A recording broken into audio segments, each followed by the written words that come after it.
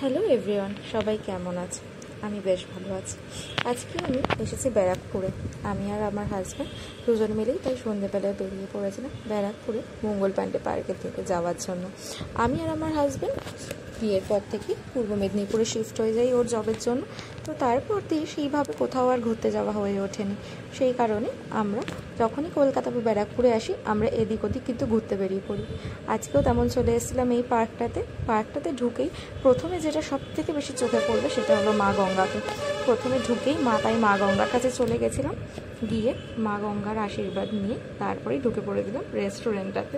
রেস্টুরেন্টটা কিন্তু একদম গঙ্গার পাশে অবস্থিত আর পার্কের মধ্যেই অবস্থিত। এই পার্কের টাইমিংটা সকাল 9টা থেকে সন্ধ্যে 10টা অবধি, কিন্তু তোমরা যদি 6টার পরে আসো তাহলে কিন্তু তোমাদেরকে পার্কে ঢোকার কোনো টিকিট কাটতে হবে না, আর পার্কিংয়েরও কিন্তু কোনো টাকা দিতে হবে না।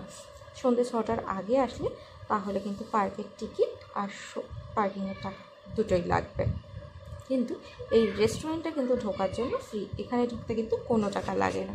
তো রেস্টুরেন্টটা দেখো একদমই ছোটো মতো, কিন্তু খুব সাজানো গোছানো এবং টিপটপ। এই রেস্টুরেন্টটাতে 2-3টে সিটিং ছিল, একটা তো ওপেন এয়ার, একটা হলো এসি রুমে, আর একটা ছিল হুক্কা বার, আর একটা ছিল মকটেল কাউন্টার। তো তোমাদের যেখানে পছন্দ তোমরা কিন্তু সেই জায়গাতে বসেই এই রেস্টুরেন্টটাকে এনজয় করতে পারো। আমি আর আমার হাজব্যান্ড বসেছিলাম ওপেন এয়ারে।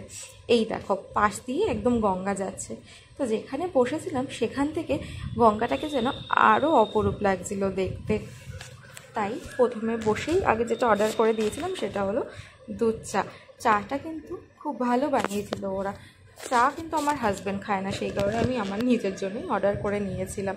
আর চাটার দাম নিয়েছিল 20 টাকা, কিন্তু কোয়ান্টিটি ওয়াইজ কিন্তু অনেকটা দিয়েছিল, যেটার জন্য 20 টাকাটা আমার ঠিকই লেগেছে। তারপর ওখানে বসেই আমরা দেখছিলাম গঙ্গা আরতি, যেটা কিন্তু সত্যি মনটাকে একদম ভরিয়ে তুলেছিল। গঙ্গা আরতি দেখতে দেখতে দুজন মিলে অনেক গল্প করলাম, করে অর্ডার দিয়ে দিয়েছিলাম এগ চিকেন চাউমিন, যেটা কিন্তু আমার খুব ফেভারিট। আমি সব জায়গাতে কোথাও না কোথাও গেলেই আগে গিয়েই চাউমিন অর্ডার করি, কারণ চাউমিনটা আমার সব জায়গায় টেস্ট করতে বেশ ভালো লাগে। তারপর অর্ডার দেওয়ার প্রায় 5 থেকে 10 মিনিটের পরই দাদাটা আমাদেরকে চাউমিনটা সার্ভ করে দিয়েছিল। চাউমিন সার্ভ করার পর আমার হাজব্যান্ড বললো ওই নিজে সার্ভ করে নেবে, তো দাদাটা ওই জন্য কিছু করেনি, চলে গেছিলো। হাজব্যান্ড চাউমিনটা সার্ভ করলো, করার পর অনেক ফটো তুলে খেলাম। খেতে কিন্তু মোটামুটি বেশ ভালোই ছিল, দাম নিয়েছিল 150 থেকে 200 টাকার মধ্যে।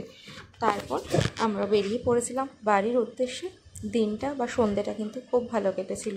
তোমরা জানিও তো আমার এই ভিডিওটা কেমন লাগলো তোমাদের, আর সমস্ত ডিটেলস আমি এই ভিডিওর লাস্টে দিয়ে দেবো। তোমাদের যা ইনফরমেশান লাগবে তোমরা কিন্তু এখান থেকে দেখে নিতে পারো, আর আমার চ্যানেলটা সাবস্ক্রাইব করে দিও। বাই।